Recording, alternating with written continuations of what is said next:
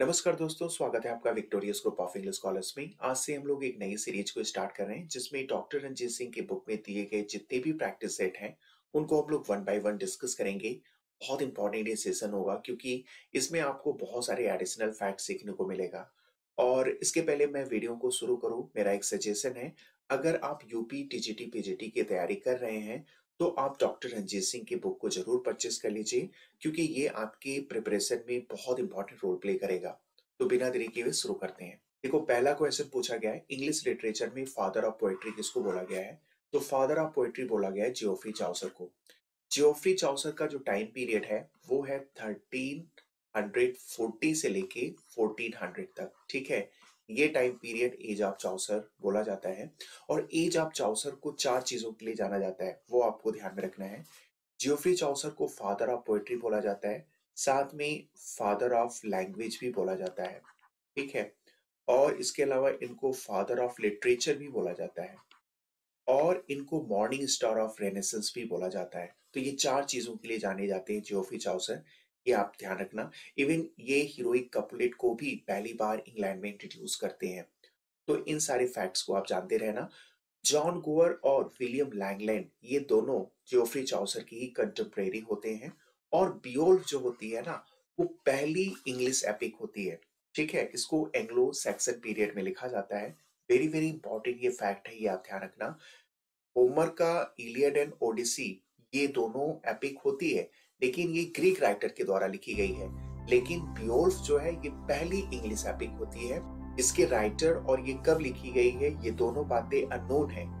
Next question पूछा गया है, वॉर ऑफ रोजेस कब से कब तक लड़ी जाती है? तो वॉर ऑफ रोजेस लड़ा जाता है 1455 से लेके 1485 के बीच में। ठीक है, ये जो वॉर ऑफ रोजेस होती है इंग्लैंड में दो राजघरानों के बीच में लड़ी जाती है। पहला जो राजघराना होता है लैंकास्टर और दूसरा जो राजघराना होता है वो होता है यार्क। यहाँ पे जो रोजेस है ना, दो राजघरानों के लिए सिंबलाइज किया गया है, रेड रोज और व्हाइट रोज। रेड रोज बोला गया है लैंकास्टर के लिए और व्हाइट रोज बोला गया है यार्क के लिए। अल्टीमेटली होता क्या है, इसमें जो लैंकास्टर का किंग होता है हेनरी ट्यूडर, जो बाद में राजा बनता है तो हेनरी 7 के नाम से बनता है, वो क्या करता है, यार्क का जो किंग होता है रिचर्ड थर्ड, उसकी हत्या करता है और राजा बन जाता है। ठीक है, तो ये युद्ध लगभग 30 साल तक चलता है इंग्लैंड में और इस युद्ध का नाम पड़ता है वॉर ऑफ रोजेस, 1455 से लेकर 1485। और 1485 एक चीज के लिए और जाना जाता है, वो भी मैं आपको याद दिला दूं। 1485 में पहली बार इंग्लैंड में रेनेसेंस पहुंचता है। उसके बाद पूछा गया जॉन वाइक्लिफ को क्या बोला जाता है? तो जॉन वाइक्लिफ को बोला जाता है मॉर्निंग स्टार ऑफ रिफॉर्मेशन। ठीक है, धर्म सुधार के क्षेत्र में पहली बार इंग्लैंड में कौन आता है? जॉन वाइक्लिफ आते हैं। रिफॉर्मेशन यहाँ पे धर्म में सुधार के लिए बोला गया है। हमें अच्छे से पता है इंग्लैंड जो है एक कैथोलिक रिलीजन को फॉलो करने वाला कंट्री है, लेकिन सबसे पहले जॉन वाइक्लिफ होते हैं जिन्होंने क्या किया था, बाइबल का ट्रांसलेशन इंग्लिश में किया था। ठीक है, तो इसीलिए जॉन वाइक्लिफ को क्या बोला जाता है, मॉर्निंग स्टार ऑफ रिफॉर्मेशन। चार नाम आपको याद करना है और वो चारों नाम मैं आपको जल्दी से याद दिला दे रहा हूँ। एक तो है जॉन वाइक्लिफ, इन्होंने ध्यान रखना 1382 में, ठीक है, इन्होंने बाइबल को इंग्लिश में ट्रांसलेट किया था। इसके पहले जो बाइबल होती थी वो लैटिन में होती थी, हेब्रू में होती थी, ग्रीक लैंग्वेज में होती थी। तो इंग्लिश पीपल को समझने के लिए काफी मुश्किल होता था। इसीलिए ये सारे जो राइटर्स होते हैं इन्होंने बाइबल को इंग्लिश में ट्रांसलेट किया। तो पहला नाम आप याद करेंगे जॉन वाइक्लिफ को, इन्होंने ट्रांसलेट किया था 1382 में। उसके बाद फिर नाम आता है मार्टिन लूथर। मार्टिन लूथर को तो आप भूल नहीं सकते हैं, ये लगभग 15, 16 और 17 में बड़े एक्टिव होते हैं इंग्लैंड में। और ये जो है पता है क्या करते हैं, जो रोमन कैथोलिज्म धर्म होता है इसको तोड़ करके इन्होंने एक नया धर्म बना दिया, प्रोटेस्टेंटिज्म। इसके पीछे बड़ी कहानी है, उसको मैंने हिस्ट्री ऑफ इंग्लिश लिटरेचर में बड़े डिटेल में डिस्कस किया है। सिर्फ आप थोड़े में ये याद रखना कि मार्टिन लूथर ने भी बाइबल को ट्रांसलेट किया था, लेकिन वो किस में किए थे, वो किए थे जर्मन में। इसके बाद नाम आता है विलियम टिंडल का। ठीक है, विलियम टिंडल जो होते हैं इन्होंने भी बाइबल को इंग्लिश में ट्रांसलेट किया था। और जेम्स फर्स्ट की जो बाइबल होती है इसको भी इंग्लिश में ट्रांसलेट किया गया था, लेकिन जेम्स फर्स्ट की जो बाइबल होती है वो जॉन वाइक्लिफ और विलियम टिंडल ने जो ट्रांसलेट किया था बाइबल को उससे बेहतर होती है। तो ये 4 आप नेम याद रखना। पहला तो जॉन वाइक्लिफ, ठीक है, जॉन वाइक्लिफ ने 1382 में ट्रांसलेट किया था। फिर आप याद रखेंगे मार्टिन लूथर, इन्होंने 1517 में जर्मन लैंग्वेज में बाइबल को ट्रांसलेट किया था। उसके बाद आप याद रखेंगे विलियम टिंडल, इन्होंने 1535 में, ठीक है, इंग्लिश में बाइबल को ट्रांसलेट किया था। और अल्टीमेटली आप याद रखेंगे जेम्स फर्स्ट, ठीक है, किंग जेम्स फर्स्ट ने भी इंग्लिश में बाइबल को ट्रांसलेट करवाया था और ये करवाया था 1611 में। नेक्स्ट क्वेश्चन पूछा गया है, एडमंड स्पेंसर को द पोएट्स पोएट बोला गया है, लेकिन ये स्टेटमेंट बोला किसने है? तो ये बोला है चार्ल्स लैम्ब ने। ऑप्शन यहाँ पे बी करेक्ट हो जाएगा। चार्ल्स लैम्ब रोमांटिक एज से बिलोंग करते हैं और इनको प्रिंस एमंग द एसेइस्ट भी बोला जाता है, ठीक है। इसके अलावा मैथ्यू अर्नोल्ट और जॉन रस्किन, ये दोनों ऐसे राइटर हैं जो विक्टोरियन एज से बिलोंग करते हैं। और वॉल्टर पेटर को ध्यान रखना, इंग्लैंड में पहली बार एस्थेटिसिज्म को इंट्रोड्यूस करने के लिए जाना जाता है। पहली जो है किंग जेम्स फर्स्ट की ऑथराइज्ड वर्जन बाइबल कब आती है? तो अभी अभी हम लोगों ने डिस्कस किया था, किंग जेम्स फर्स्ट की जो बाइबल आती है वो आती है 1611 में आती है, यानी 17th सेंचुरी के बिगनिंग में आती है। नेक्स्ट क्वेश्चन है, पूछा गया है चार्ल्स सेकंड का रेस्टोरेशन कब होता है, यानी चार्ल्स सेकंड को राजा कब बनाया गया? तो बनाया गया है 1660 में। जब एज ऑफ इंटररेग्नम का एंड हो जाता है यानी 1660 में, तब चार्ल्स सेकंड को फ्रांस से बुलाकर इंग्लैंड का राजा बनाया जाता है और तब से रेस्टोरेशन एज की बिगिनिंग मानी जाती है। जैसे ही रेस्टोरेशन स्टार्ट हो जाता है यानी चार्ल्स सेकंड राजा बनता है, तो इंग्लैंड में जो थिएटर है उसको रीओपन कर दिया जाता है। तो एक प्रश्न पूछा जाता है कि बताइए इंग्लैंड में थिएटर को कब क्लोज किया गया था? तो ये किया गया था 1642 में। किसके इन्फ्लुएंस में? प्यूरिटन के इन्फ्लुएंस में। और 1665 का जो डेट है वो 2 चीजों के लिए जाना जाता है। आप याद रखेंगे 1665 में जॉन मिल्टन का जो मास्टरपीस होता है यानी जो पैराडाइज लॉस्ट था वो इन्होंने कंप्लीट किया था। और 1665 में ब्लैक डेथ, जिसको ब्यूबोनिक प्लेग बोला जाता है, ये भी इंग्लैंड में अकर्ड होता है। तो ये 2 चीजों के लिए 1665 जाना जाता है, इसलिए आप याद रखेंगे। Next question figure of speech से पूछा जा रहा है कि वॉवेल साउंड का जब रिपीटेशन होगा तो फिर कौन सा फिगर ऑफ स्पीच होगा?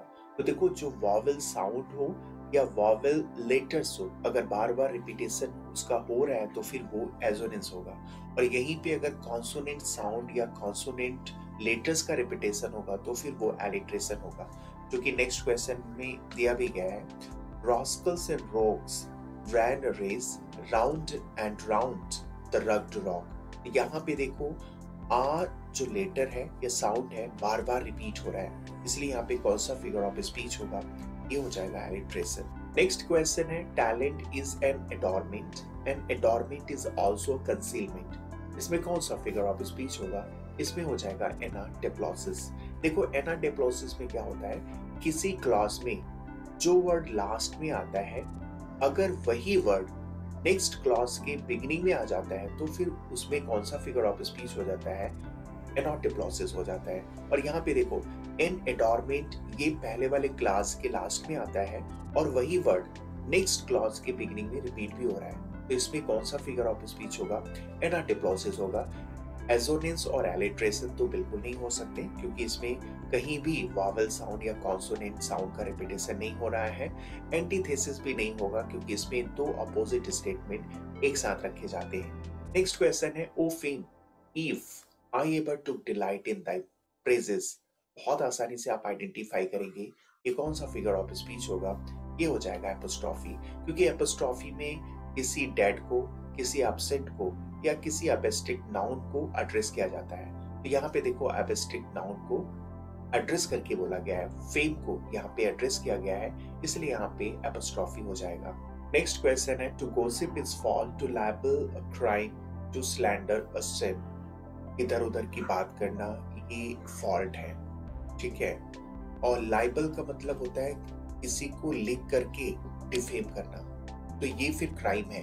अगर आप किसी के प्रति कुछ गलत चीज लिख करके उसको डिफेम करने की कोशिश कर रहे हैं तो फिर ये क्राइम होगा, आपके अगेंस्ट एक्शन लिया जा सकता है। और स्लैंडर का मतलब होता है बोलकर। अगर आप झूठी किसी की निंदा करते हैं तो फिर ये सिन है, ये पाप है।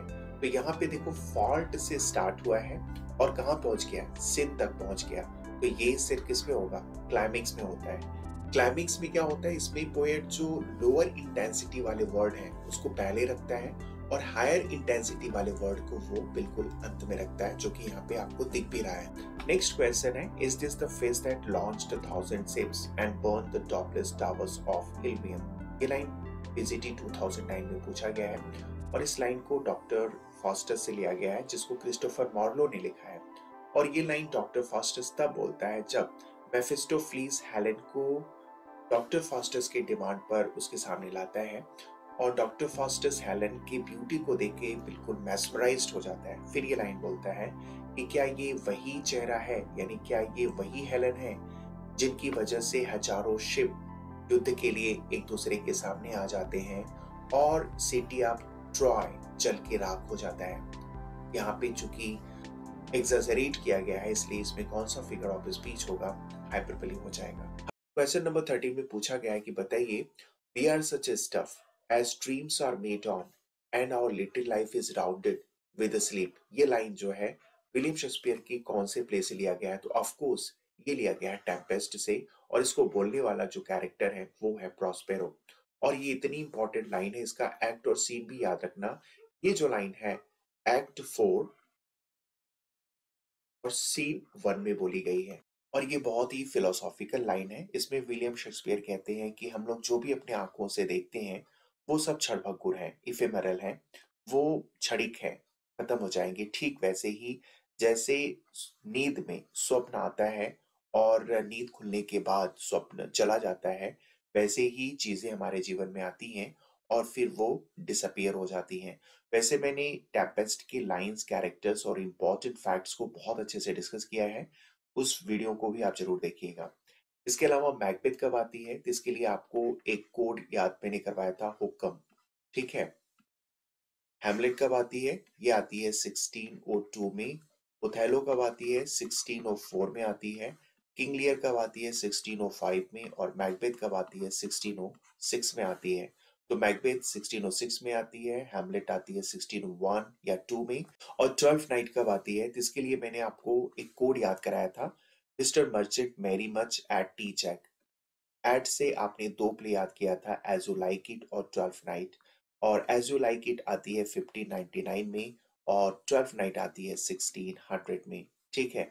तो विलियम शेक्सपियर के 37 प्लेस कैटेगरी वाइज मैंने बहुत अच्छे से याद कराया है, उस वीडियो को भी आपको जरूर देखना चाहिए। नेक्स्ट क्वेश्चन में पूछा गया, विलियम शेक्सपियर की ऐसी कौन सी प्ले है जो प्रोज में बिल्कुल नहीं लिखी गई है लेकिन वर्स में लिखी गई, जिसको लिरिकल ट्रेजेडी बोला जाता है, तो ये रिचर्ड सेकंड है, ठीक है। और विलियम शेक्सपियर ने रिचर्ड सेकंड को कब लिखा था, तो इसको लिखा था 1594 और 95 के बीच में। और आपको ये भी अच्छे से पता होगा, विलियम शेक्सपियर के जितने भी हिस्टोरिकल प्लेस हैं, इसके अलावा सिम्बेलाइन, मैकबेथ और किंग लियर, कुल मिला के 13 ऐसे प्ले हैं विलियम शेक्सपियर के, जिसका सोर्स विलियम शेक्सपियर ने कहाँ से लिया है, तो इसका सोर्स लिया है विलियम शेक्सपियर ने the Holinshed's chronicles of England, Scotland और आयरलैंड, ठीक है। और 12th नाइट को अभी अभी हम लोगों ने डिस्कस किया था, विलियम शेक्सपियर ने लिखा है 1600 में। सिम्बेलाइन को विलियम शेक्सपियर ने लिखा था 1609 में और ये विलियम शेक्सपियर का लास्ट फेज में लिखी गई वन ऑफ द प्लेस होती है, जिसको ड्रामेटिक रोमांसेस भी कहते हैं। और हेनरी फोर्थ पार्ट 1 हो या पार्ट 2 पार्ट 3, ये तीनों प्लेस विलियम शेक्सपियर ने कब लिखा था, इसको लिखा था 1590 और 91 के बीच में। और इवन एक विलियम शेक्सपियर की और प्ले होती है जिसको इन्होंने 1590 में लिखा था, वो होती है द लव्स लेबर लॉस्ट। तो ये सारे फैक्ट्स भी आप याद रखेंगे। नेक्स्ट लाइन है, I am a man more sinner against than sinning. पूछा गया है कि इस लाइन को किसने बोला है, तो ऑफ कोर्स इस लाइन को बोलने वाला किंग लियर है। और प्ले भी कौन सा होता है, किंग लियर, ठीक है। ऑप्शन सी करेक्ट हो जाएगा। हैमलेट कब आती है, 1602 में आती है। विलियम शेक्सपियर ने हैमलेट का सोर्स थॉमस कीट के योर हैमलेट से लिया है। मैकबेथ और किंग लियर ये दोनों ऐसे प्लेस होते हैं विलियम शेक्सपियर के, जिसका सोर्स विलियम शेक्सपियर ने Raphael Holinshed's chronicles of England Scotland Ireland से लिया है। और ओथेलो का सोर्स विलियम शेक्सपियर ने कहां से लिया है? सिंथियो की हेकेटो मेथी से लिया है। ये विलियम शेक्सपियर की 4 ग्रेट ट्रेजेडीज होते हैं। नेक्स्ट क्वेश्चन पूछा गया है, बताना है कि the younger rises when the old doth fall. ये लाइन किसने बोला है? तो ऑफ कोर्स ये कोई और नहीं, एडमंड बोलता है। ठीक है, ये प्ले होता है किंग लियर और इसमें एक कैरेक्टर होता है एडमंड, ये इस लाइन को बोलता है। किंग लियर को भी मैंने बहुत अच्छे से एक्सप्लेन किया है, उसके इंपॉर्टेंट लाइन, कैरेक्टर और फैक्ट्स को, उसको भी आप जरूर देखिएगा। नेक्स्ट क्वेश्चन है, द रेस्ट इज साइलेंस। बताना ये लाइन मरने से पहले कौन बोलता है? तो ये बोलता है हैमलेट। ऑप्शन यहाँ पे सी करेक्ट हो जाएगा। और ये लाइन हैमलेट होरेसियो से बोलता है। और एक लाइन इसी से मिलता जुलता और आप याद रखेंगे, राइपनेस इज ऑल। ये लाइन एडगर बोलता है ग्लाउसेस्टर से। तो राइपनेस इज ऑल यानी सभी की जो डेथ है वो इनएविटेबल है। ठीक है, ये लाइन एडगर ग्लाउसेस्टर से बोलता है। और द रेस्ट इज साइलेंस, ये लाइन हैमलेट होरेसियो से बोलता है। नेक्स्ट बताना है डिस्क्रिप्टिव स्केचेस, ये किसने लिखा है? तो वर्ड्सवर्थ ने लिखा है। डिस्क्रिप्टिव स्केचेस और इसके साथ एक और आता है एन इवनिंग वॉक। ये दोनों वर्क विलियम वर्ड्सवर्थ ने लिखा है। और ये कब लिखा है? 1793 में लिखा है। ये भी प्रश्न पूछा जाता है। ठीक है, डिस्क्रिप्टिव स्केचेस और इवनिंग वॉक ये दोनों विलियम वर्ड्सवर्थ ने कब लिखा है? 1793 में लिखा है। ये भी बहुत इंपॉर्टेंट फैक्ट है, ये दोनों आपको याद रखना है। इसके बाद पूछा गया है रूथ किसने लिखा है? तो रूथ को भी विलियम वर्ड्सवर्थ ने ही लिखा है। रूथ का जो सब टाइटल है वो है influence of nature. William Wordsworth की एक मेरी मास्टर वीडियो है जिसमें विलियम वर्ड्सवर्थ के सारे इंपॉर्टेंट वर्क्स को मैंने बहुत अच्छे से डिस्कस किया है। तो यहाँ पे देखो, रूथ का जो सब टाइटल है वो है इन्फ्लुएंस ऑफ नेचर। रूथ को विलियम वर्ड्सवर्थ ने लिखा था 1799 में और इसको पब्लिश किया गया था 1800 में। ठीक है, ये भी टीजीटी 2013 में प्रश्न पूछा गया है। इसके बाद पूछा गया है next line, one impulse from वर्नल would. ये लाइन कहां से लिया गया है? तो ऑफ कोर्स ये लिया गया है द टेबल्स टर्न से। ऑप्शन यहाँ पे ए करेक्ट हो जाएगा। और ये विलियम वर्ड्सवर्थ के लिरिकल बैलेट में वन ऑफ द पोएम्स होती है, यानी ये आती है 1798 में। इसके बाद टिंटर नबी की लिरिकल बैलेट की लास्ट पोएम होती है। और एसटी कॉलरिज की पहली पोएम कौन सी होती है? The rime of the ancient मारिनर।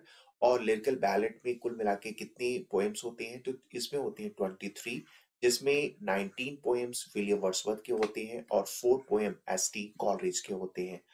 The word is too much with us, ये एक सोनेट है और इसको लिखा गया है 1802 में और इसको पब्लिश किया गया था 1807 में, पोएम्स इन 2 वॉल्यूम्स में। ठीक है, और ओड टू ड्यूटी ये विलियम वर्ड्सवर्थ ने 1805 में लिखा था और इसको भी 1807 में पब्लिश किया गया था। तो ये सारे फैक्ट्स आप याद रखेंगे। नेक्स्ट प्रश्न पूछा गया विलियम शेक्सपियर का जन्म कब हुआ था? तो इनका जन्म हुआ था 1564 में। ऑप्शन यहाँ पे बी करेक्ट हो जाएगा। और इनकी डेथ कब हो जाती है? तो इनकी डेथ होती है 1660 में। विलियम वर्ड्सवर्थ का जन्म कहाँ होता है? स्ट्रेटफोर्ड अपॉन एवॉन में होता है। और ये जो टाउन है किस काउंटी में है? तो देखो, विलियम वर्ड्सवर्थ का जन्म 1564 में होता है, स्ट्रेटफोर्ड अपॉन एवॉन में होता है और कहाँ होता है? वॉरविकशायर में होता है। ऑप्शन यहाँ पे डी करेक्ट हो जाएगा। ससेक्स ये पीबी शैली के जन्म स्थान से रिलेटेड है, ये भी आपको ध्यान में रखना है। नेक्स्ट क्वेश्चन पूछा गया है कि ऐसा कौन सा तात्कालिक कारण बना था जिसकी वजह से William Shakespeare Stratford upon Avon को छोड़कर इंग्लैंड जाते हैं? तो ऐसा माना जाता है वो सर थॉमस लूसी कोई एक बहुत ही संभ्रांत व्यक्ति होते हैं, उन्हीं के पार्क में इन्होंने एक डियर को चुराया था या फिर इलीगल तरीके से डियर का शिकार किया था। ठीक है, तो जान बचाने के लिए वो स्ट्रेटफोर्ड अपॉन एवॉन को छोड़ करके वो इंग्लैंड गए थे। तो यहाँ पे जो मोस्ट सुटेबल ऑप्शन होगा ये हो जाएगा ऑप्शन ए। इसी से रिलेटेड नेक्स्ट क्वेश्चन है, ऐसा माना जाता है कि विलियम शेक्सपियर को इलीगल तरीके से एक डियर का शिकार करते हुए पाया गया था। कि किस व्यक्ति के पार्क में या किस व्यक्ति के गार्डन में ये शिकार करने के लिए गए थे? तो ऑफ कोर्स ये कोई और नहीं होते हैं, ये होते हैं सर थॉमस लूसी। ऑप्शन यहाँ पे सी करेक्ट हो जाएगा। नेक्स्ट क्वेश्चन पूछा गया है कि बताइए कौन सा टाइम पीरियड है जिसमें विलियम शेक्सपियर अपना एक सक्सेसफुल करियर स्टार्ट करते हैं एज ए एक्टर? तो देखो, इन्होंने 1585-87 के बीच में स्ट्रेटफोर्ड अपॉन एवान छोड़ के आते हैं। तो यहाँ पे देखो ऑप्शन सी तो बिल्कुल गलत हो जाएगा, 1579 में तो बिल्कुल नहीं होगा, ठीक है। और ऑप्शन सी भी गलत हो जाएगा। और 1580 ये भी थोड़ा सा कुछ ज्यादा अर्ली हो जा रहा है, तो यहाँ पे कुल मिला के जो मोस्ट सुटेबल ऑप्शन होगा वो हो जाएगा 1585 या 87 से लेके 1592 के बीच में। ये इनका एक अर्ली एक्सपेरिमेंट का टाइम होता है जिसमें एज अ एक्टर ये स्ट्रगल कर रहे होते हैं। तो यहाँ पे जो मोस्ट सुटेबल ऑप्शन होगा ये हो जाएगा ऑप्शन ए हो जाएगा। नेक्स्ट क्वेश्चन है, William Wordsworth popularly known as lake district poet. Option यहाँ पे सी करेक्ट हो जाएगा। लेक डिस्ट्रिक्ट पोएट में तीन लोग आते हैं, एक तो आते हैं विलियम वर्ड्सवर्थ और इन्हीं के साथ आते हैं एस टी कॉलरिज और रॉबर्ट साउदे। तो ये तीन लेक पोएट्स कहे जाते हैं। ऑप्शन यहाँ पे सी करेक्ट हो जाएगा। और वेसिक्स रीजन ये टॉमस हार्डी से रिलेटेड है। टॉमस हार्डी की जो मोस्ट ऑफ नॉवेल्स होते हैं वो वेसिक्स रीजन से ही रिलेटेड होते हैं। वेसिक्स जो है ना ये एक फिक्शनल टाउन होता है जिसको बेस बना करके टॉमस हार्डी ने अपने बहुत सारे नॉवेल्स को लिखा था। नेक्स्ट क्वेश्चन है, विलियम वर्ड्सवर्थ का जन्म कहाँ होता है। तो इनका जन्म होता है 1770 में। कहाँ होता है, कॉकरमाउथ कम्बरलैंड में होता है। तो यहाँ पे ऑप्शन ए करेक्ट हो जाएगा। नेक्स्ट क्वेश्चन में पूछा गया है कि रोमांटिक मूवमेंट की बिगिनिंग 1798 में मानी जाती है, उसके पीछे कारण क्या था। क्या उस समय विलियम वर्ड्सवर्थ का जन्म हुआ था, बिल्कुल नहीं। विलियम वर्ड्सवर्थ का जन्म होता है 1770 में। क्या उस समय क्वीन विक्टोरिया सिंहासन पर बैठती हैं, बिल्कुल नहीं। क्वीन विक्टोरिया सिंहासन पर बैठती हैं 1837 में। तो ये भी ऑप्शन गलत हो जाएगा।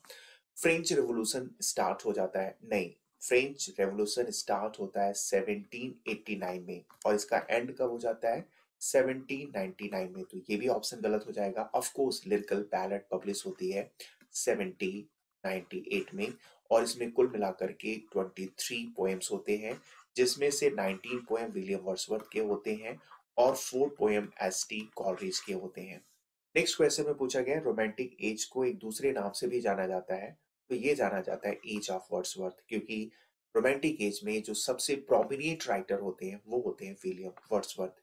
फिर पूछा गया है कि प्रीफेस लिरिकल बैलेट में कब ऐड किया गया था। तो बहुत इंपॉर्टेंट ये फैक्ट्स हैं, यहाँ से दो तीन क्वेश्चंस बनते हैं। कैसे कैसे बनते हैं वो मैं आपको जल्दी से याद दिला देता हूँ।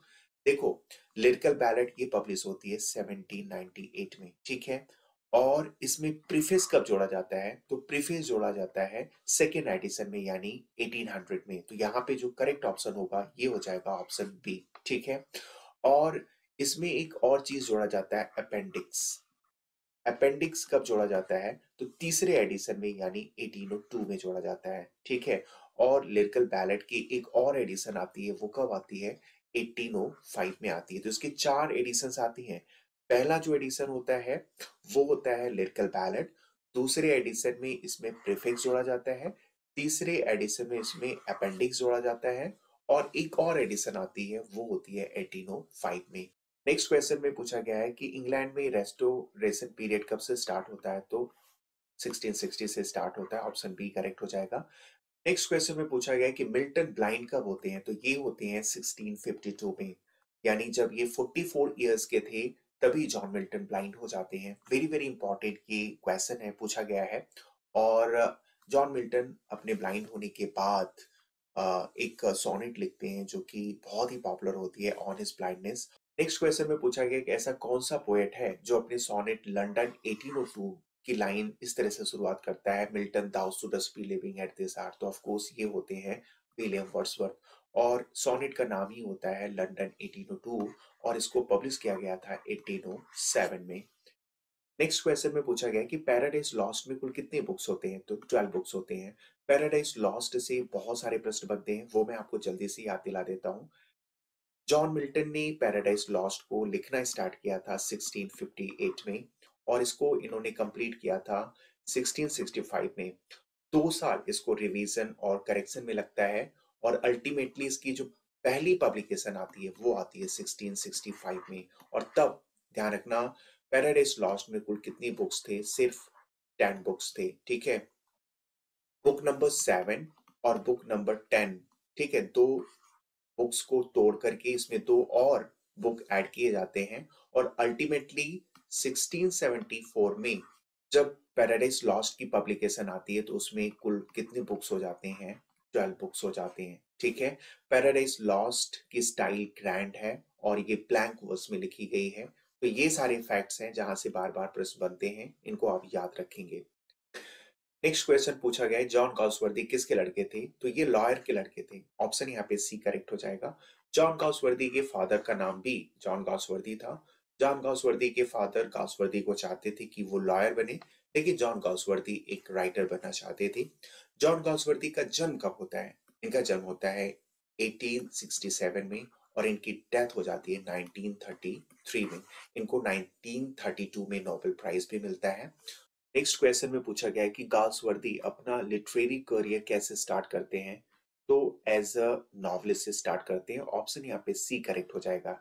वैसे जॉन गाल्सवर्दी की जो पहली वर्क आती है वो आती है 1897 में, फ्रॉम द फोर विंड्स, जो कि शॉर्ट स्टोरी का कलेक्शन होता है।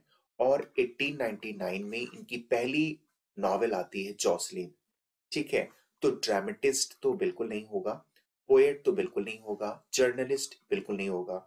तो ऑप्शंस के अकॉर्डिंग यहाँ पे ऑप्शन सी यहाँ पे ठीक है, इसलिए यहाँ पे करेक्ट ऑप्शन हो जाएगा ऑप्शन सी। नेक्स्ट पूछा गया है कि गाउसवर्दी किस एज से बिलोंग करते हैं? तो देखो इनका जन्म कब होता है? 1867 में होता है, लेकिन इनकी जो मोस्ट ऑफ द वर्क्स आते हैं ना वो 1900 के बाद ही आते हैं। 1906 में जो है इनकी पहली मोस्ट इम्पॉर्टेंट प्लेज और नॉवेल्स दोनों आती है, मैन ऑफ प्रॉपर्टी और द सिल्वर बॉक्स। ये दोनों कब आती है? 1906 में आती है और इसके बाद इन्होंने बहुत सारे प्लेज और नॉवेल्स लिखते हैं। तो जॉन गाउसवर्दी के मोस्ट ऑफ द वर्क्स कब आते हैं? 1900 के बाद आते हैं। तो ऑफ कोर्स इनको हम कहेंगे ऑप्शन यहाँ पे सी करेक्ट होगा, 20th सेंचुरी से ये बिलोंग करते हैं। नेक्स्ट क्वेश्चन में पूछा गया है कि जॉन गाउसवर्दी की जो ट्रेजेडीज है वो कैसी हैं? तो वो हैं सोशल ट्रेजेडीज। जॉन गाउसवर्दी के जितने भी प्लेस हैं ना वो किसी न किसी सोशल इशू को डील करने वाले होते हैं, और ये बात मैंने जॉन गाउसवर्दी के मास्टर वीडियो में बहुत अच्छे से डिस्कस किया है कि कौन सा प्ले किस सोशल इशू को डील करने वाला होता है। तो यहाँ पे जो करेक्ट ऑप्शन होगा ऑप्शन सी हो जाएगा। नेक्स्ट क्वेश्चन में पूछा गया है, जब विलियम शेक्सपियर 1587 में लंदन पहुंचते हैं तो किसको ज्वाइन करते हैं? ये ज्वाइन करते हैं बार्बेज कंपनीज ऑफ एक्टर्स। ठीक है, जेम्स बार्बेज ये एक्टर होते हैं और इनकी एक थिएट्रिकल कंपनी होती है जिसको विलियम शेक्सपियर ज्वाइन करते हैं और यहीं पर ये एक्टिंग करना स्टार्ट करते हैं। और ध्यान रखना इस कंपनी का नाम कई बार बदलता है। एलिजाबेथ फर्स्ट के समय में इसी कंपनी का ऑफिशियल नेम हो जाता है द लॉर्ड चैम्बरलैंसमैन। ठीक है, और फिर जब जेम्स फर्स्ट 1603 में राजा बनते हैं तो इसी थिएट्रिकल कंपनी का नाम पड़ जाता है द किंग्स मैन। ठीक है, तो आप याद रखना ये जो बार्बेज कंपनी ऑफ एक्टर्स था ये इसका नाम बदलता है एलिजाबेथ फर्स्ट के समय में द लॉर्ड चैम्बरलैंस मैन, और इसी थिएट्रिकल कंपनी को जाना जाता था जेम्स फर्स्ट के समय में द किंग्स मैन के नाम से, और इसी को विलियम शेक्सपियर ने ज्वाइन किया था। नेक्स्ट क्वेश्चन में बताना है कि विलियम शेक्सपियर की सबसे पहली प्ले कौन सी होती है? तो ऑफ कोर्स ये होती है द लव्स लेबर लॉस्ट। कैसे याद करेंगे? जाहिर सी बात है विलियम शेक्सपियर को पहली प्ले को लिखने में बहुत ज्यादा लेबर करना पड़ा होगा, तो लेबर से आप याद रखेंगे कि ये इनकी पहली प्ले है और इसको लिखा गया था कब? 1590 में। ठीक है, टीटस एंड ट्रोनिकस ये लिखा गया था 1591 में। ये इनकी one of the Roman place होती है। मर्चेंट ऑफ वेनिस इसको विलियम शेक्सपियर ने लिखा था 1596 में। देखो ये सारे मैं डेट्स आपको इसलिए बता रहा हूँ क्योंकि मुझे कोड याद है, इसीलिए मैं इन सारे डेट्स को बहुत आसानी से आपको बता पा रहा हूँ। कोरियोलेनस ये लिखा गया था, ध्यान रखना 1608 में। ये भी विलियम शेक्सपियर की one of the Roman place होती है। नेक्स्ट क्वेश्चन में बताना है कि विलियम शेक्सपियर अपने प्लेस कब लिखते हैं? तो देखो इनकी बहुत सारी प्लेस कब आती है, ये आती है 1590 के बाद, और 1600 के बाद भी बहुत सारे प्लेस लिखते हैं। तो 1590 यानी लेट 16 सेंचुरी में, ठीक है, और 17 सेंचुरी में। तो उस हिसाब से यहाँ पे ऑप्शन सी करेक्ट हो जाएगा। नेक्स्ट क्वेश्चन में बताना है कि लंदन में ऐसा कौन सा थिएटर है जिससे विलियम शेक्सपियर एसोसिएटेड थे? तो ये था द ग्लोब। ऑप्शन यहाँ पे डी करेक्ट हो जाएगा। ग्लोब थिएटर ध्यान रखना पहली बार बन के तैयार हुआ था 99 में। और उस समय विलियम शेक्सपियर की जो पहली प्ले इसमें ड्रामेटाइज होता है वो होता है जूलियस सीजर। और ग्लोब थिएटर के साथ एक घटना तब घटित होती है 1613 में, जब विलियम शेक्सपियर का प्ले हेनरी एट्थ ड्रामेटाइज किया जाता था। उस समय ग्लोब थिएटर में आग लग जाती है, प्रश्न पूछा गया है। और इसको रीबिल्ड कब कर लिया गया था, तो एक ही साल यानी 1614 में फिर से द ग्लोब थिएटर को रीबिल्ड कर लिया गया था। नेक्स्ट क्वेश्चन पूछा गया है कि ऐसा कौन सा थिएटर कंपनी था जिसको विलियम शेक्सपियर ने खरीद लिया था और उसी में विलियम शेक्सपियर के बहुत सारे इंपॉर्टेंट वर्क्स परफॉर्म किए गए थे। तो ये कोई और नहीं लेकिन ग्लोब थिएटर ही था। ऑप्शन यहाँ पे भी करेक्ट हो जाएगा। नेक्स्ट क्वेश्चन में पूछा गया है कि जो किंग्समैन थिएटर कंपनी था उसका पहला नाम बताइए जिसमें विलियम शेक्सपियर का भी कुछ हिस्सेदारी था।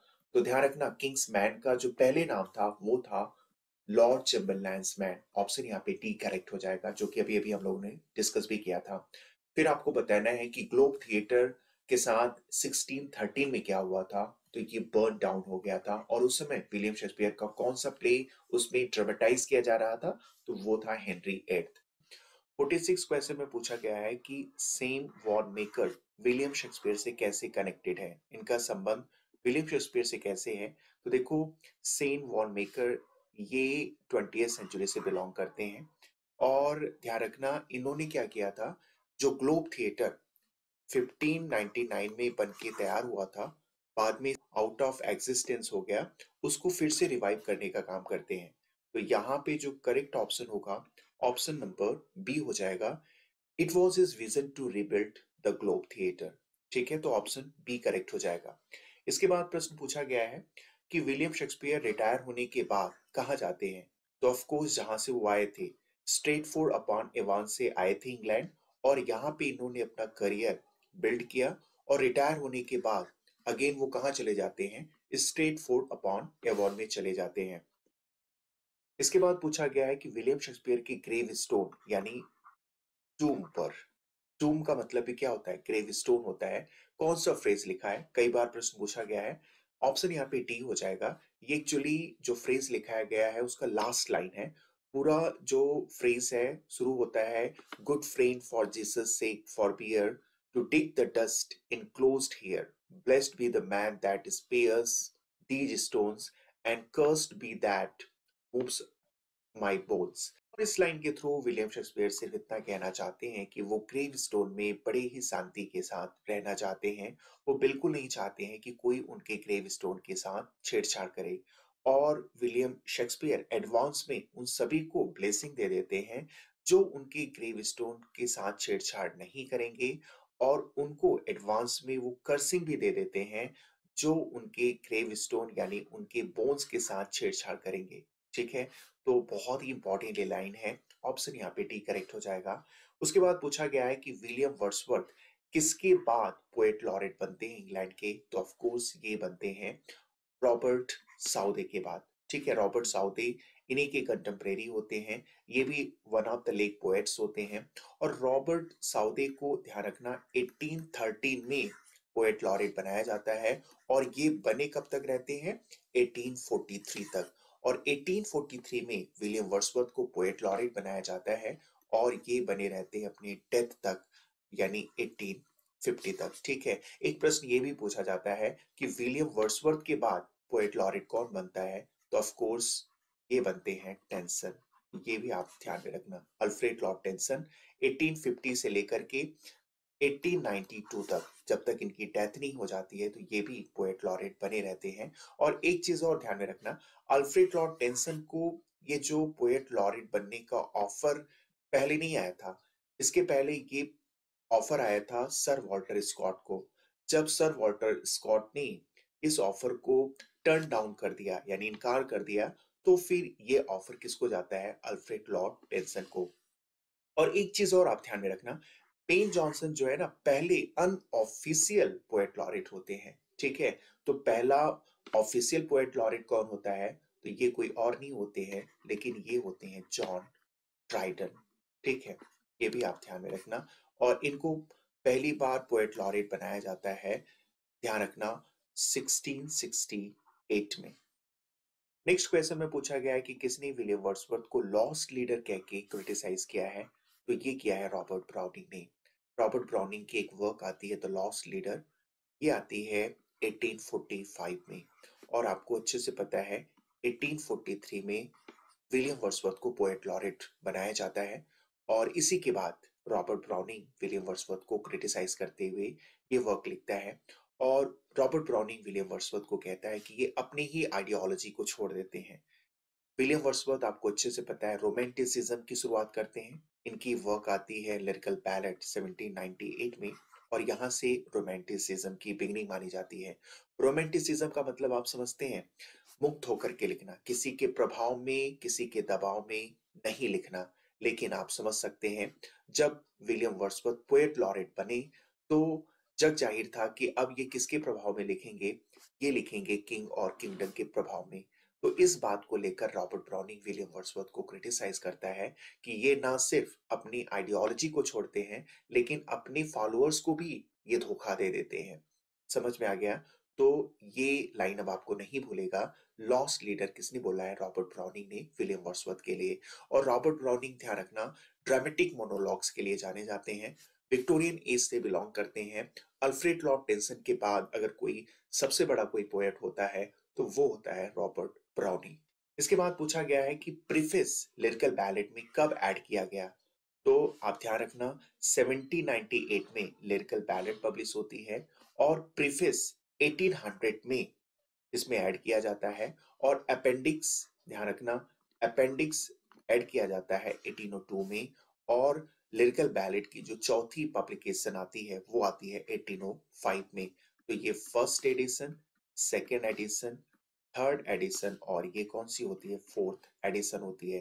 दो तीन प्रश्न बनते हैं, पूछा जाता है कि प्रीफेस लिरिकल बैलेट के किस एडिशन में ऐड होती है, तो आपका आंसर होगा सेकेंड एडिशन में। और अपेंडिक्स कब ऐड होती है, तो ये थर्ड एडिशन में। तो इस तरह से प्रश्न बनते हैं, आसानी से आप इसको अटेंड कर लेंगे। नेक्स्ट क्वेश्चन है, eastern daughter of the voice of God, इसमें ईस्टर्न डॉटर किसके लिए बोला गया है, तो ये ड्यूटी के लिए बोला गया है। एक्चुअली ओड टू ड्यूटी ये विलियम वर्ड्सवर्थ की एक ओड होती है जिसको 1805 में लिखा जाता है, और इसको पब्लिश किया गया था 1807 में।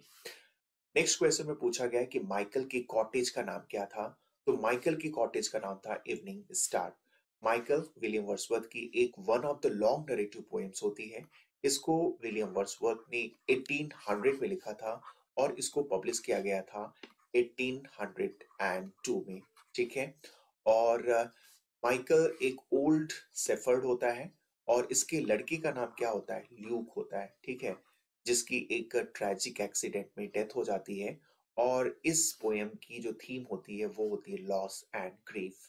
तो वेरी वेरी इंपॉर्टेंट ये पोएम भी है, और ध्यान रखना माइकल के कॉटेज का नाम होता है इवनिंग स्टार। नेक्स्ट क्वेश्चन में पूछा गया है कि जॉन मिल्टन पैराडाइज लॉस्ट में किसको सन्स ऑफ बेलियल बोलते हैं, जो शराब पी करके पड़े रहते थे और इनके बिहेवियर भी बड़े रूड थे। तो ये बोला गया है द कोर्ट राइटर्स के लिए, यानी कैवलियर पोएट्स के लिए। और ये जो कोर्ट राइटर्स होते हैं ये चार्ल्स फर्स्ट के लिए लिखते थे, और ये मुख्यतः चार होते हैं, Robert Herrick, Richard loveless, Thomas Cairo और जॉन सकलिंग। ठीक है, इन्हीं के लिए सन्स ऑफ बेलियल का यूज किया गया है। बेलियल यहाँ पे बोला गया है बेन जॉनसन के लिए। ठीक है, बेन जॉनसन के लिए क्यों, क्योंकि ये जो कोर्टियर्स होते हैं यानी जो कैवलियर पोएट्स होते हैं वो बेन जॉनसन के स्टाइल और आइडियोलॉजी से इन्फ्लुएंस्ड होकर के अपनी पोएम्स लिखते थे। तो ध्यान रखना, सन्स ऑफ बेलियल किसके लिए बोला गया है, द कोर्ट राइटर्स के लिए बोला गया है, और ऑप्शन में आपको कैवलियर पोएट्स भी मिल सकता है। नेक्स्ट क्वेश्चन में पूछा गया है De Doctrina Christiana cast doubt on the orthodoxy of Paradise Regained, TGT 2004 में पूछा गया है। डी डॉक्ट्रिना क्रिस्टिना ये भी जॉन मिल्टन का एक डाउटफुल वर्क है।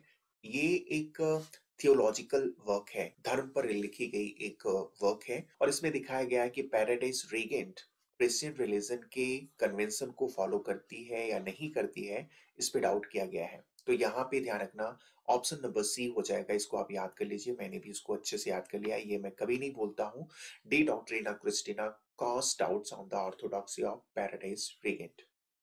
नेक्स्ट क्वेश्चन में पूछा गया है कि सैमसन एग्नेस्ट ये जो ट्रेजेडी होती है जॉन मिल्टन की, ये किस पर बेस्ड है? तो ये बेस्ड है सोफोक्लिस के मॉडल पर। सैमसन एग्निस्ट एक लिरिकल ड्रामा है और इसको लिखा गया है 1671 में, ठीक है। और तीन ग्रीक ग्रेट राइटर्स होते हैं जो ट्रेजेडीज के लिए जाने जाते हैं, वो होते हैं सोफोक्लिस, यूरोपिडिस और एस्कलस, ठीक है। तो यहाँ पे देखो सोफोक्लिस का जो मॉडल को फॉलो करते हुए जॉन मिल्टन ने सैमसन एग्निस्ट लिखा था। कैसे याद करेंगे? तो सैमसन एग्निस्ट भी देखो ऐसे स्टार्ट हो रहा है और सोफोक्लिस भी देखो ऐसे स्टार्ट कर रहा है, तो आसानी से आप याद कर लेंगे।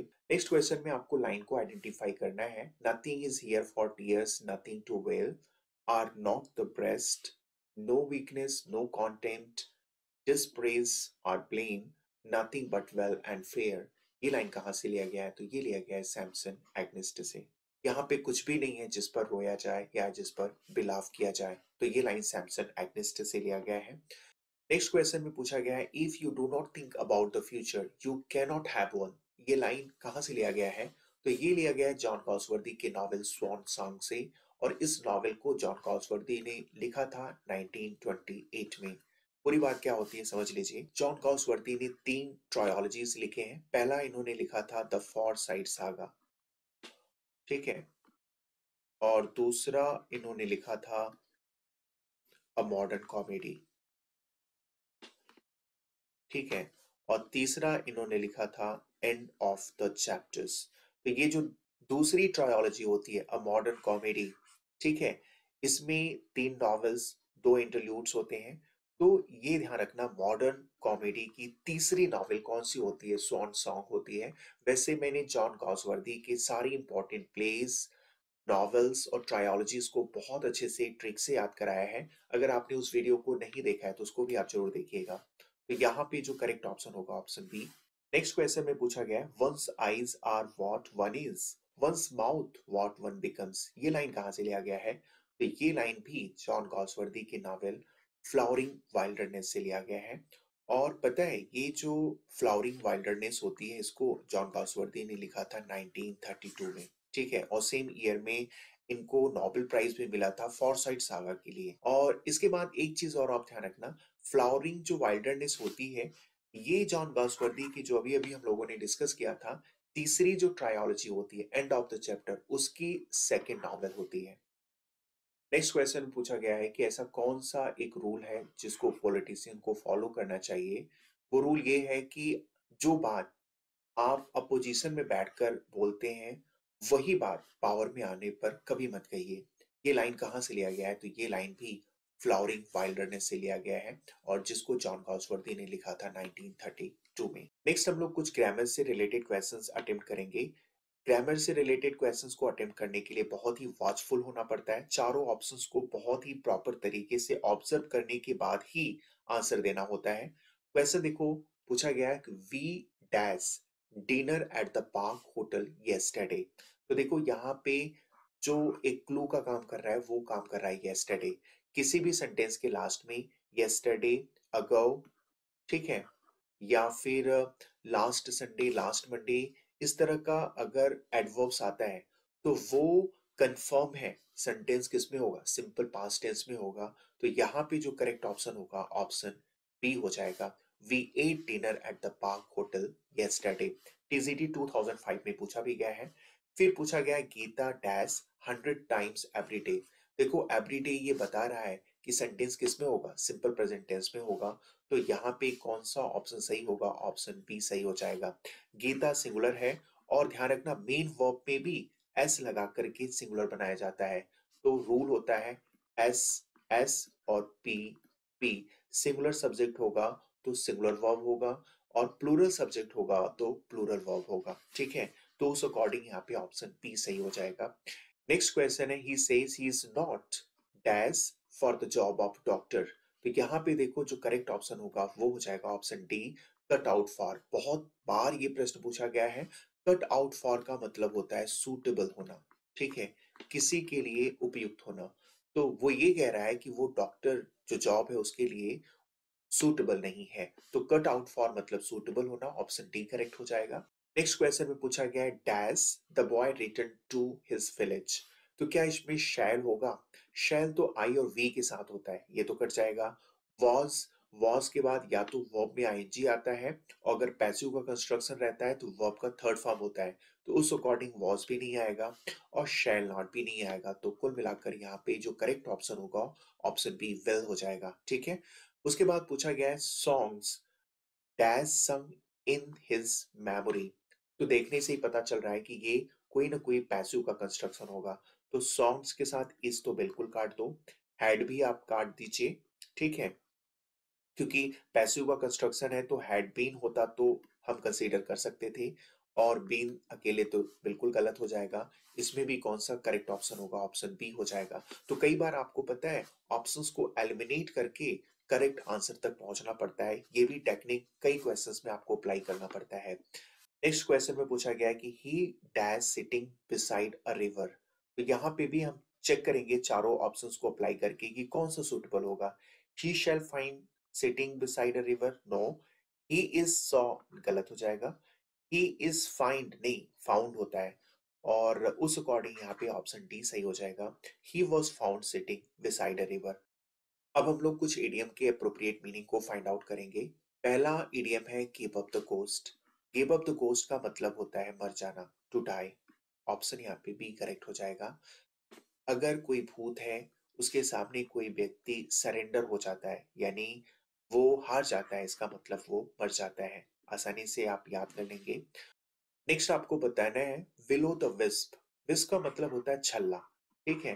धुएं आदि के जो छल्ले होते हैं उसको बोला जाता है विस्प, और इसका कोई एग्जिस्टेंस होता नहीं है, ठीक है। देखने में तो छल्ला लगता है, लेकिन जैसे ही आप उसको पकड़ने की कोशिश करेंगे तो आपके हाथ कुछ भी नहीं आएगा। तो उस अकॉर्डिंग यहाँ पे जो करेक्ट ऑप्शन होगा वो हो जाएगा ऑप्शन सी, एनीथिंग दैट इल्यूड्स और डिसीव्स। कोई भी ऐसी चीज जो धोखा दे दे उसी को बोलते हैं below the wisp. Next idiom है to be vacant in upper story. ऊपर का जो स्टोरी है उसका खाली होना, यानी to be feeble minded. Option यहाँ पे ए करेक्ट हो जाएगा। वैसे और बाकी ऑप्शंस आप देख लीजिए। क्या to indulge in meaningless imaginative flights होगा? बिल्कुल नहीं होगा। और कई बार ध्यान रखना, जो भी इडियम दिया रहता है ना उसका शाब्दिक मीनिंग भी दे देता है, वो तो बिल्कुल नहीं होता है। जैसे कि ऑप्शन नंबर सी और डी में दिया है to have the upper portion of the house empty, बिल्कुल नहीं होगा। Not keeping anything in the upper storey of the house, ये भी बिल्कुल नहीं होगा। Most suitable option option A हो जाएगा। सबसे पहले यहाँ पे आपको एरर वाले पार्ट को फाइंड आउट करना है। क्वेश्चन है none of these man was there when I had reached the place. बताइए कौन से पार्ट में इसमें गलती है? तो देखो आप यहाँ पे देख रहे होंगे दीज मैन, ठीक है, नन ऑफ दीज मैन। उस हिसाब से आप जरूर हो सकता है सोच रहे होंगे कि यहाँ पे क्या होना चाहिए था, वर होना चाहिए, लेकिन नहीं, इसमें पार्ट सी में गलती है। यहाँ पे देखो मैं आपको एक चीज क्लियर कर देना चाहता हूँ। जो नन है ना, वो अपने साथ सिंगुलर और प्लूरल दोनों वर्ब लेता है, ठीक है। नन का मतलब क्या होता है? कुछ नहीं, यानी जीरो। तो जीरो इसके साथ जो है सिंगुलर और प्लूरल दोनों हेल्पिंग वर्ब आते हैं। तो उस अकॉर्डिंग ध्यान रखना none of these man was there, ये बिल्कुल सही है। देखो क्या होता है, जब पास्ट में कोई दो एक्शंस हो रहे होते हैं तो उसमें जो बिल्कुल बाद में एक्शन होता है उसको हम सिंपल पास्ट टेंस में रखते हैं। तो यहाँ पे देखो जो सी वाला पार्ट है ये बाद में घटित होने वाला एक्शन है, इसलिए इसको हम किस में रखेंगे? सिंपल पास्ट टेंस में रखेंगे। यहाँ पे ये हैड की इसमें मिस्टेक है, इसलिए ऑप्शन सी हमारा करेक्ट ऑप्शन हो जाएगा। फिर पूछा गया है he has special room for test tubes into which he sleeps at odd times. तो यहाँ पे जो करेक्ट ऑप्शन होगा ये हो जाएगा ऑप्शन सी, क्योंकि सी वाले पार्ट में अगेन गलती है। यहाँ पे इनटू विच नहीं, लेकिन क्या होना चाहिए? इन विच होना चाहिए, ठीक है। तो आसानी से आप आइडेंटिफाई कर लेंगे उसके पास एक स्पेशल रूम है टेस्ट ट्यूब्स के लिए, जिसमें वो क्या करता है अपने ओड टाइम्स में स्लिप कर जाता है। नेक्स्ट क्वेश्चन है hardly had he return then he was called out again by the officer. एक चीज मैं यहाँ पे और ऐड करूंगा, हार्डली और स्कार्सली, ठीक है।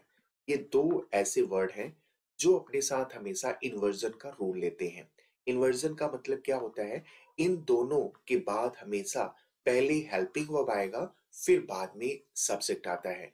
ध्यान रखना, इससे भी कॉमन एरर क्वेश्चंस पूछा जाता है कि ही वाले पार्ट को पहले कर दिया जाएगा, हैड वाले पार्ट को बाद में कर दिया जाएगा, और पूछा जाएगा कौन से पार्ट में गलती है। तो इस चीज का आपको ध्यान में रखना है। लेकिन यहाँ पे गलती बी वाले पार्ट में है। हार्डली और स्कार्सली, ये दोनों हमेशा अपने साथ कौन से कंजंक्शन का यूज लेते हैं? व्हेन का लेते हैं, ठीक है। तो यहाँ पे क्या होना चाहिए? Hardly had he return when he was called out again by the officer. तो याद करेंगे, हार्डली और स्कार्सली के साथ हमेशा कंजंक्शन व्हेन का यूज होता है। नेक्स्ट क्वेश्चन है, the king with the rest of the royal family were present at the ceremony. एक चीज आप ध्यान में रखना, विद हो या फिर अलोंग विद हो, ठीक है। दो ऐसे वर्ड होते हैं, इनके बाद कोई भी सब्जेक्ट आ जाए वो कोई मैटर नहीं करता है, लेकिन इनके पहले जो सब्जेक्ट होता है उसी के अकॉर्डिंग वर्ब का यूज होता है। तो यहाँ पे क्या होना चाहिए? यहाँ पे जो मेन सब्जेक्ट है वो है किंग, इसलिए यहाँ पे वर्ब नहीं होना चाहिए लेकिन वॉज होना चाहिए। तो कौन से पार्ट में गलती है? सी पार्ट में गलती है। नेक्स्ट है, the 10 first pages of the book were missing when I bought it. तो यहाँ पे देखो क्या होता है, दो नंबर होता है। एक तो होता है ऑर्डिनल नंबर और दूसरा होता है कोऑर्डिनल नंबर, ठीक है। ऑर्डिनल में क्या होता है? द फर्स्ट सेकेंड थर्ड होता है, और कॉर्डिनल का मतलब 1 2 3 4 होता है। तो नियम होता है, हमेशा पहले क्या आता है? ऑर्डिनल नंबर आता है, फिर उसके बाद कॉर्डिनल नंबर आता है। तो यहाँ पे क्या आना चाहिए? पहले क्या आना चाहिए? फर्स्ट, फिर उसके बाद 10 आना चाहिए। द फर्स्ट 10 पेजेस, ठीक है। तो इस हिसाब से कौन से ऑप्शन में गलती हुआ? ऑप्शन ए में गलती हुआ। नेक्स्ट क्वेश्चन में आपको सिनोनिम फाइंड आउट करना है, यानी सिमिलर वर्ड फाइंड आउट करना है। पहला क्वेश्चन है इम्प्रॉम्प्टू। इम्प्रॉम्प्टू का मतलब वही होता है जो ऑफ हैंड या एक्सटेम्परी का होता है। इन तीनों का मतलब होता है विदाउट एनी प्रिपरेशन, सडनली, ठीक है। जब आपको टाइम ना दिया जाए सोचने के लिए और अचानक से कुछ करने या बोलने के लिए बुला लिया जाता है, इसके लिए यूज होता है इम्प्रॉम्प्टू या फिर एक्सटेम्परी। तो यहाँ पे ऑप्शन ए सही हो जाएगा। और हेट और लोथ का मतलब घृणा करना होता है। लोथ का मतलब एक और भी होता है, not willing to do something. Mean और डिग्रेडेड, ये ध्यान रखना, किसी व्यक्ति या उसके बिहेवियर के लिए यूज होता है। जब कोई व्यक्ति बहुत ही संकुचित मनोवृत्ति वाला होता है तो उसके लिए यूज होता है मीन या डिग्रेडेड। और रिपुडिएटेड, डिस्क्लेम, इन दोनों का मतलब होता है खंडन करना, ठीक है। किसी बात को एक्सेप्ट ना करना, ये मतलब होता है रिपुडिएट का। क्लेम का मतलब दावा करना, और डिस्क्लेम का मतलब होता है दावा नहीं करना। नेक्स्ट है इनकॉन्ग्रुअस। इनकॉन्ग्रुअस का मतलब होता है बेमेल होना, ठीक है। जो स्ट्रेंज हो या आउट ऑफ प्लेस हो उसके लिए यूज होता है इनकॉन्ग्रुअस, और वही मतलब होता है एब्सर्ड या डाइवर्जेंट का। एब्सर्ड का भी मतलब होता है जो लॉजिकल या सेंसिबल ना हो, जो रेडिकुलस हो। और इस हिसाब से यहाँ पे जो करेक्ट ऑप्शन होगा ऑप्शन ए हो जाएगा। इंडिजिनस का मतलब वही होता है जो नेटिव का होता है, स्थानीय। और एक वर्ड और आप याद रखेंगे, इंडिग्नेंट।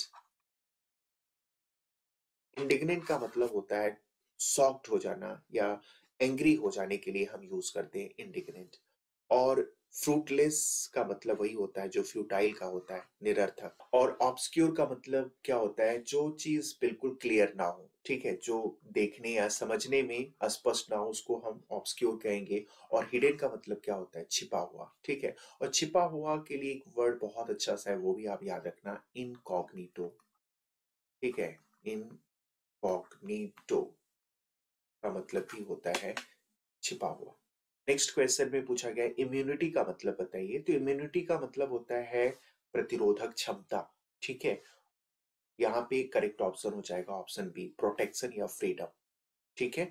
एक्रीमनी और बिटरनेस, इन दोनों का मतलब होता है कड़वापन, ये तो बिल्कुल नहीं होगा। एकस्टम और डिवोटेड, समर्पित होना या आदती होना, ठीक है, ये मतलब होता है कस्टम या फिर डिवोटेड का, और ये भी नहीं होगा। और नियर और कंटीजियस, नियर का मतलब नजदीक, और कंटीजियस का मतलब जो छुआछूत, जो कोरोना बीमारी थी वो कंटीजियस डिजीज थी, यानी छुआछूत से फैलने वाली बीमारी थी। तो ये आप याद रखेंगे। और एक वर्ड और आप याद रखेंगे, कंटीजेंट। कंटीजेंट का मतलब क्या होता है? इसका मतलब होता है डेलीगेशन, ठीक है। एक प्रतिनिधि मंडल को हम बोलते हैं कंटीजेंट। नेक्स्ट आपको बताना है एलिगेंट। एलिगेंट का मतलब होता है जो बहुत ज्यादा आकर्षक या रमणीक हो, ठीक है, जो बहुत ज्यादा अट्रैक्टिव हो, उसके लिए हम यूज करते हैं एलिगेंट। तो यहाँ पे जो करेक्ट ऑप्शन होगा ऑप्शन बी हो जाएगा, रिफाइंड या ग्रेसफुल। ठीक है, डिफर और पोस्टपोन इन दोनों का मतलब होता है स्थगित करना। कोई प्रोग्राम है, अगर वो डिफर किया जाता है या पोस्टपोन किया जाता है, यानी वो अभी नहीं होगा लेकिन बाद में हो जाएगा। ठीक है, और एक वर्ड होता है कैंसल। कैंसल का मतलब जो होता है वो बिल्कुल प्रोग्राम ही रद्द कर दिया गया है, यानी अब वो नहीं होगा। और कैंसल के लिए एक वर्ड होता है कॉल ऑफ। ठीक है, ये आप याद रखना, ये फ्रेजल वर्ब पूछा गया है। चाइल्ड और रिब्यूक का मतलब होता है डांटना, और मिस फॉर्चून और हार्डशिप का मतलब होता है विपत्ति। नेक्स्ट क्वेश्चन में पूछा गया है एनिग्मेटिक के लिए आपको सिमिलर वर्ड फाइंड आउट करना है। एनिग्मेटिक का मतलब होता है जो पहली नुमा हो। ठीक है, यानी यहाँ पे ऑप्शन ए करेक्ट हो जाएगा, पजलिंग या परप्लेक्सिंग। और वही मतलब होता है एनिग्मेटिक का। ऑपुलेंस का मतलब होता है वेल्थ, दोनों एक दूसरे के सिनोनिम है। और जो व्यक्ति के पास बहुत ज्यादा वेल्थ या ऑपुलेंस होता है उसको हम बोलते हैं एफ्लुएंट। एफ्लुएंट का मतलब होता है धनी व्यक्ति। अल्टरनेस का मतलब यहाँ पे हो जाएगा केयरफुलनेस से, और रेडीनेस का मतलब यहाँ पे हो जाएगा विलिंगनेस से। ठीक है, काम और एलिविएट ये दोनों एज अ वर्ब यूज हुआ है, और इन दोनों का मतलब होता है कम कर देना। अगर कोई व्यक्ति स्ट्रेस में है, एंजाइटी में है, तो उसको कम करने के लिए हम एलिविएट का यूज करते हैं या काम डाउन का यूज करते हैं। और एलिविएट का अपोजिट भी पूछा जाता है, तो एलिविएट का अपोजिट हो जाएगा एग्रेवेट। एग्रेवेट, ठीक है, बढ़ा देना। नेक्स्ट है वन वर्ड सब्स्टिट्यूशन से क्वेश्चंस। पहला क्वेश्चन इसमें पूछा गया है that which stage for a long time. कोई ऐसी चीज जो लंबे समय तक चले, उसके लिए यूज होगा ड्यूरेबल। ऑप्शन ए सही हो जाएगा। ड्यूरेबल का मतलब होता है टिकाऊ। और इसके अलावा और जो वर्ड है एनाटॉमी का मतलब क्या होता है? एनाटॉमी का मतलब होता है किसी लिविंग थिंग की स्ट्रक्चर का जब डिस्क्रिप्शन किया जाता है, तो उसको हम एनाटॉमी बोलते हैं। एनाटॉमी ऑफ बॉडी भी हो सकता है या एनीथिंग एल्स भी हो सकता है। एंथ्रोपोलॉजी का मतलब क्या होगा? एंथ्रो का मतलब होता है ह्यूमन, और लॉजी का मतलब होता है स्टडी। जब किसी ह्यूमन बीइंग के ओरिजिन, डेवलपमेंट या उसके कस्टम के बारे में स्टडी किया जाए, तो उसको बोला जाएगा एंथ्रोपोलॉजी। और डेमोग्राफी का मतलब क्या होगा? जनसांख्यिकी। मतलब जब ह्यूमन बीइंग की पॉपुलेशन का स्टैटिकल स्टडी किया जाता है, तो उसको हम बोलते हैं डेमोग्राफी। फिर पूछा गया स्पीच विदाउट प्रेपरेशन, अभी अभी हम लोगों ने डिस्कस किया था, उसके लिए यूज होगा एक्सटेम्परी। ऑप्शन यहाँ पे बी करेक्ट हो जाएगा। ऑब्स्ट्रीसियन का मतलब क्या होता है? प्रसूति रोग विशेषज्ञ होगा। रस्टिक का मतलब देहाती होगा। बैलेट जो है एक पोएम का जोनरा होता है जो 4 लाइंस के स्टेंजा फॉर्म में लिखी जाती है, और अक्सर बैलेट का जो राइमिंग स्कीम होता है वो होता है A B. A B. Next question में पूछा गया है कि जब कोई पर्सन अपनी लाइफ हिस्ट्री खुद ही लिखता है, तो उसको हम क्या बोलते हैं? हम उसको बोलते हैं ऑटोबायोग्राफी। ठीक है। फ्लोरा का मतलब क्या होता है? किसी क्षेत्र विशेष पे पाए जाने वाले सारे फ्लावर्स, और जब प्लांट्स की बात होती है तो उसको हम बोलते हैं फ्लोरा। और किसी क्षेत्र विशेष में सारे एनिमल्स, ध्यान रखना, एनिमल्स की जब बात होती है, जीव जंतुओं की बात होती है, तो उसको हम बोलते हैं, ध्यान रखना, फौना। दोनों आप याद रखेंगे। याद कैसे करेंगे? मैं बहुत आसानी से आपको याद कराऊंगा। देखो, फ्लोरा में फ्लावर्स आ रहा है, FLO। ठीक है, तो फ्लोरा में क्या होगा? सारे फ्लावर्स और प्लांट्स आएंगे। और फना में देखो लास्ट में एन आ रहा है। एन यानी एनिमल से आप को रिलेट कर लेंगे, तो फिर आप नहीं भूलेंगे कि फना की जब बात होगी, तो उसमें किसी क्षेत्र विशेष में पाए जाने वाले सारे एनिमल्स की बात होगी। और फ्लोरा की जब बात होगी, तो यानी किसी क्षेत्र विशेष में पाए जाने वाले सारे फ्लावर्स और प्लांट्स की बात होगी। लेजिटिमेट का मतलब होता है जो कानूनी रूप से वैध हो। और ऑर्निथोलॉजी का मतलब होता है पक्षी विज्ञान, यानी जब पक्षियों का वैज्ञानिक स्टडी किया जाए, तो उसको हम बोलते हैं ऑर्निथोलॉजी। नेक्स्ट क्वेश्चन में पूछा गया है कि जो व्यक्ति बहुत कम पैसा खर्च करता है, उसके लिए क्या यूज होगा? उसके लिए यूज होगा पार्सिमनी। ठीक है, स्पेंडथ्रिफ्ट का मतलब होता है कम पैसा खर्च करना, उसके लिए यूज होगा पार्सिमनी। तो इसका अपोजिट भी पूछा जाता है। अपोजिट के लिए आप याद रखेंगे प्रोडिगल। ठीक है, प्रोडिगल का मतलब वही होता है जो एक्स्ट्रा वैगन का होता है। ठीक है, एक्स्ट्रा वैगन। नेक्स्ट क्वेश्चन में पूछा गया है किसी भी लैंग्वेज के हिस्ट्री और डेवलपमेंट का साइंटिफिक स्टडी करना, उसको हम क्या बोलेंगे? तो उसको बोला जाता है फिलॉलजी। और फटल का मतलब क्या होता है? घातक, जिससे व्यक्ति की जान ही चली जाए। यूथेनेसिया मतलब मर्सी किलिंग। पाल्पेबल का मतलब जिसको हम अपने फाइव सेंस ऑर्गन से टच कर सके या फील कर सके, उसको हम बोलते हैं पाल्पेबल। नेक्स्ट क्वेश्चन में आपको ऐसे वर्ड को फाइंड आउट करना है जिसकी स्पेलिंग बिल्कुल सही है। तो यहाँ पे देखो, पिट्यूटरी। पिट्यूटरी का पहला ही ऑप्शन सही है, PITUITRY। पिट्यूटरी का मतलब होता है पीयूष ग्रंथि। ठीक है, पीयूष ग्रंथि ये हमारे फोरहेड में होती है। ठीक है, आसानी से आप स्पेलिंग याद हो जाएगा, PITUITRY। Situation, SITUATION। SITUATION, option यहाँ पे बी करेक्ट हो जाएगा। सोनोरस, SONOROUS होता है, SONOROUS होता है, ऑप्शन यहाँ पे सी करेक्ट हो जाएगा। सोनोरस का मतलब होता है डीप और प्लीजेंट साउंड को हम क्या बोलते हैं? सोनोरस। कोई एक सुखद गहरी आवाज को हम बोलते हैं सोनोरस। सुपरसिलियस, सुपरसिलियस का मतलब होता है जो थोड़ा मगरूर टाइप का व्यक्ति होता है, उसके लिए सुपरसिलियस का यूज होता है। इसकी स्पेलिंग होती है SUPERCILIOUS। SUPERCILIOUS, यहाँ पे ऑप्शन डी करेक्ट हो जाएगा। सुपरसिलियस जो व्यक्ति होगा वो अपने आप को दूसरे से बेहतर मानेगा। नेक्स्ट वर्ड है क्विंटेसेंस। स्पेलिंग होगी QUINTESSENCE। ऑप्शन ए ही बिल्कुल सही हो जाएगा। क्विंटेसेंस का मतलब होता है उत्कृष्ट। ठीक है, तो स्पेलिंग आपकी तभी सही हो पाएगी जब आपको पहले से याद होगा, इसकी प्रैक्टिस करनी पड़ती है। अब आपको कुछ फॉरेन एक्सप्रेशन वर्ड्स हैं, यानी लैटिन और ग्रीक वर्ड्स हैं, उसका इंग्लिश मीनिंग फाइंड आउट करना है। तो पहला वर्ड है ह्यूब्रिस। ह्यूब्रिस का मतलब होता है प्राइड। ठीक है, ह्यूब्रिस का मतलब होता है एक तरह से घमंड। तो ऑप्शन ए बिल्कुल सही हो जाएगा। और ट्रेजेडी ऑफ ह्यूब्रिस पता है किसको कहा जाता है? मैकबेथ को कहा जाता है, ये भी आप ध्यान में रखना है। आइबीडियम, आइबीडियम का मतलब होता है इन द सेम बुक। कैसे याद करेंगे? तो देखो, आइबीडियम में आपको बी दिख रहा है, तो बी से आप बुक को एसोसिएट कर लेंगे। और जितने भी, ध्यान रखना, फॉरेन एक्सप्रेशन वर्ड्स होते हैं, यानी जो ग्रीक और लैटिन वर्ड्स होते हैं, आप उसको ध्यान से पढ़ेंगे तो आपको जरूर कुछ ना कुछ क्लू मिल जाएगा, जिससे आप आसानी से उसका इंग्लिश फाइंड आउट कर सकते हैं। इनकॉग्निटो बहुत अच्छा वर्ड है, ऑलरेडी मैंने इसको डिस्कस कर लिया है। इनकॉग्निटो का मतलब छुपा हुआ, यानी डिस्गाइज। ऑप्शन यहाँ पे बी करेक्ट हो जाएगा। इन मेमोरियम आसानी से होगा in the memory of, option A correct हो जाएगा। नेक्स्ट वर्ड है इन स्टेटस को। स्टेटस को बहुत ज्यादा यूज होने वाला ये फॉरेन एक्सप्रेशन वर्ड है। स्टेटस को का मतलब होता है अपनी पूर्वत स्थिति में कायम रहना, यानी ऑप्शन सी करेक्ट हो जाएगा। इंडिया चाइना को बार बार कहता है कि वो बॉर्डर पर स्टेटस को मेंटेन करे, यानी जैसे पहली स्थिति थी वैसी बनी रहे। आगे पूछा गया है इंटरिम। इंटरिम का मतलब होता है इन बिटवीन, बीच में। तो ध्यान रखना, यहाँ पे ऑप्शन बी करेक्ट हो जाएगा। सर्विंग फॉर इंटरवल, बीच के लिए यूज होता है इंटरिम। किसी स्कूल, मूवी या लंच के बीच के लिए इंटरिम का यूज नहीं होता है। इन टोटो, नाम से ही क्लियर हो जाता है, इन टोटो यानी टोटल। और यहाँ पे टोटल के लिए जो शब्द यूज हुआ है इंटायरली, ऑप्शन यहाँ पे डी करेक्ट हो जाएगा। ठीक है, इन विनो वेरिटस। तो देखो, विनो यानी वाइन। ठीक है, ये आपको एक क्लू का काम कर रहा है। तो उस अकॉर्डिंग यहाँ पे कौन सा ऑप्शन सही हो जाएगा? ऑप्शन बी सही हो जाएगा। In wine there is truth. अब यहाँ पे आपको करेक्ट प्रूवर्स चूज करना है।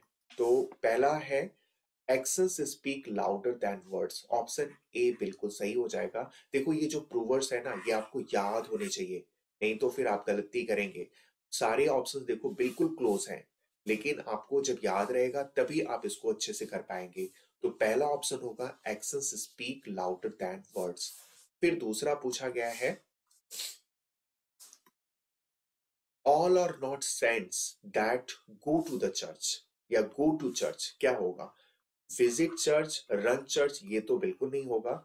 देखो, चर्च हो, स्कूल, कॉलेज या यूनिवर्सिटी हो, टेंपल हो, हॉस्पिटल हो, जब इन सब का यूज अपनी प्राइमरी पर्पस के लिए होता है, यानी जिस चीज के लिए वो बना है उसी के लिए यूज होता है, तो उसके पहले कोई भी आर्टिकल नहीं आता है। वेरी वेरी इंपॉर्टेंट ये रूल मैं बता रहा हूं, इसको आप याद रखिए।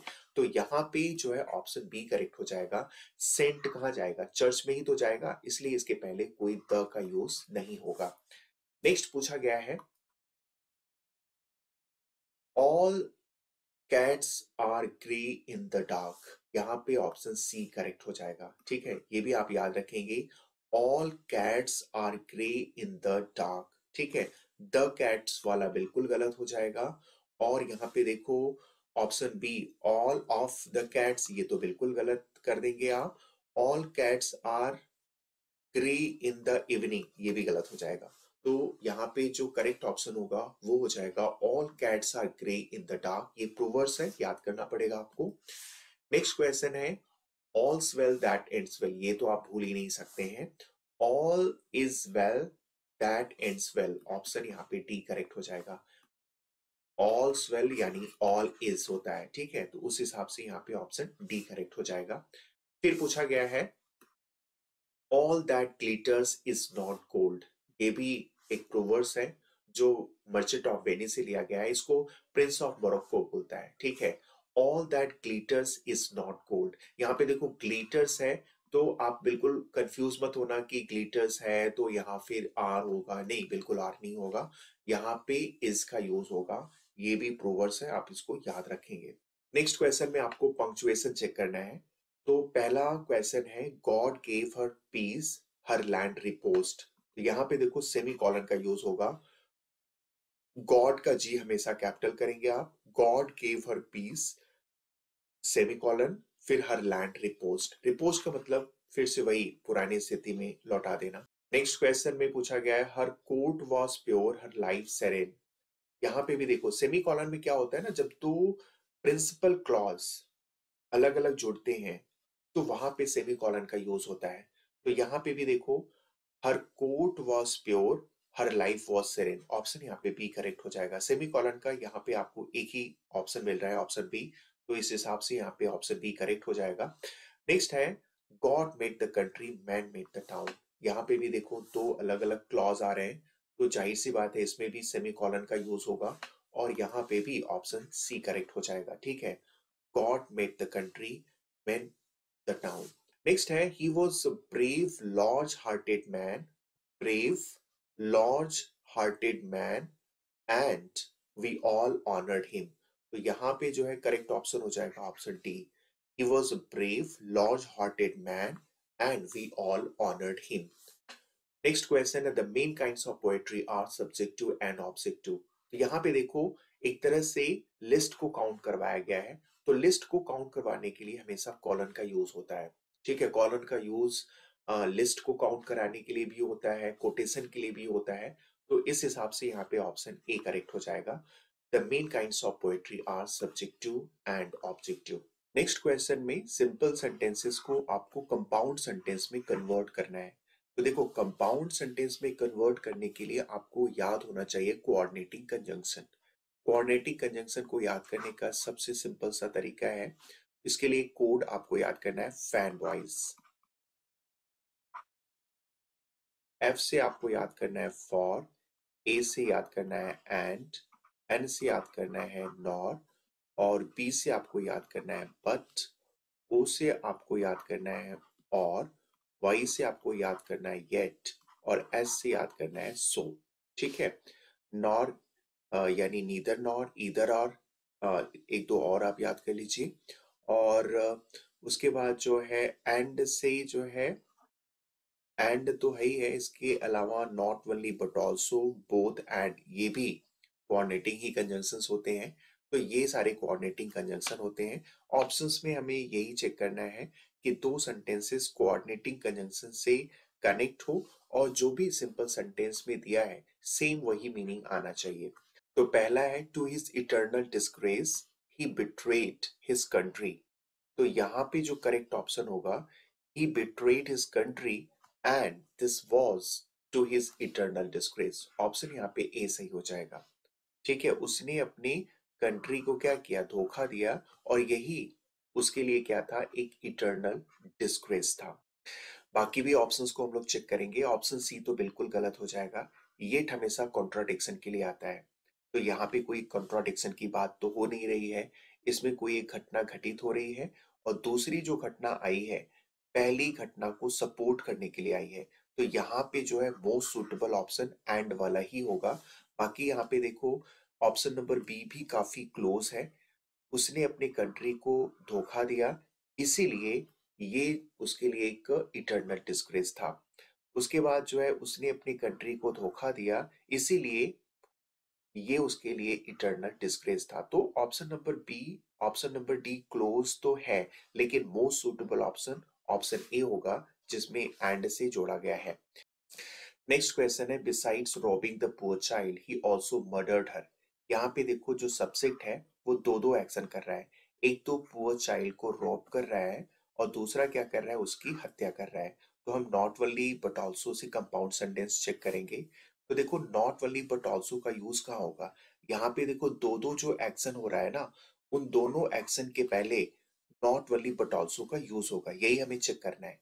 तो यहाँ पे देखो ऑप्शन ए इसलिए गलत हो जाएगा क्योंकि यहाँ पे देखो जो हर है जो बाद में दिया है उसको पहले ला दिया है, और पुअर चाइल्ड जो पहले आया है उसको बाद में कर दिया है। तो हम किसी भी शब्द के ऑर्डर को बदल नहीं सकते हैं, तो इस अकॉर्डिंग ये गलत हो जाएगा।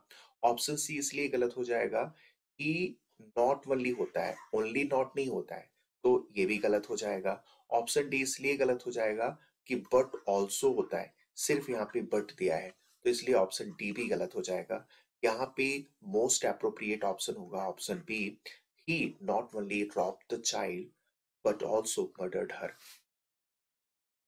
नेक्स्ट क्वेश्चन है, he must work very hard to win the first prize.